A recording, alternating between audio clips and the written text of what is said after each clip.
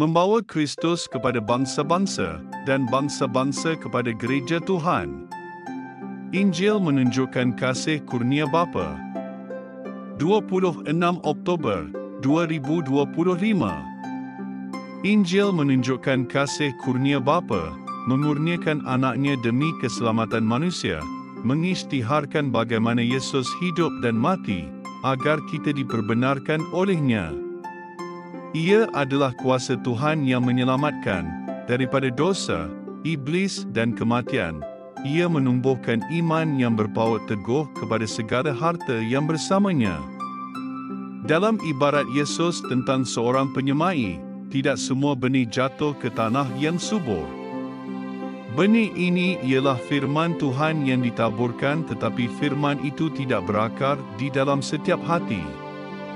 Ada yang mendengar Injil tetapi menolak kisah keselamatan dan menganggap ia sebuah mitos. Ada pula yang menganggap penyaliban yang berlaku lebih dari 2000 tahun lalu tiada kaitan dengan kehidupan mereka hari ini. Mereka tidak melihat keperluan untuk bertaubat atau menerima Injil kerana mereka menolak firman Tuhan mengenai dosa. Orang begini diibaratkan sebagai tanah yang keras atau berbatu. Injil hanyalah sebuah cerita kepada mereka. Injil adalah berita baik tentang kasih kurnia Tuhan, iaitu kemurahannya yang tidak layak diterima oleh manusia berdosa serta segala yang telah dilakukannya melalui Kristus Yesus demi keselamatan kita. Ia memang sebuah cerita tetapi jauh melebihi dari sebuah cerita.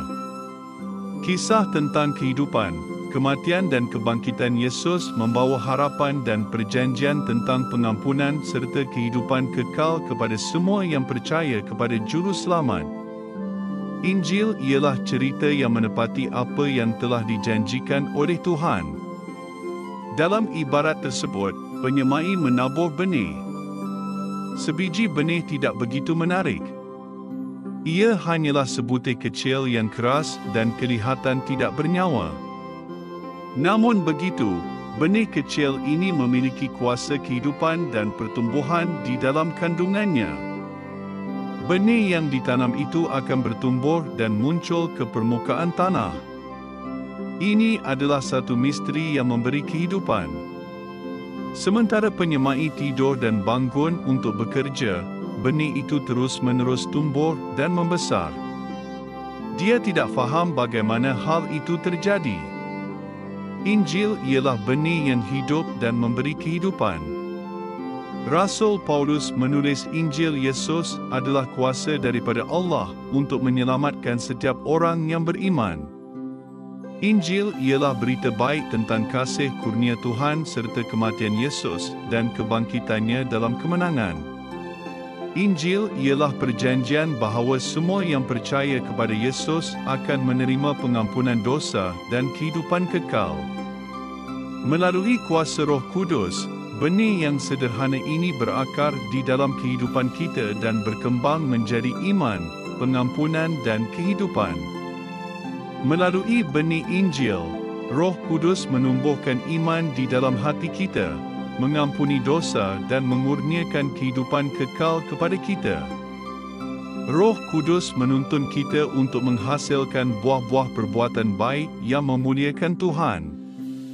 Semua ini bermula dengan benih dalam cerita Injil ialah kuasa Tuhan yang menyelamatkan dan menumbuhkan iman yang berpaut teguh kepada segala harta yang dibawanya. Kita berdoa, Tuhan, terimalah pujian syukur saya ke atas pengampunan dan kehidupan kekal. Amin.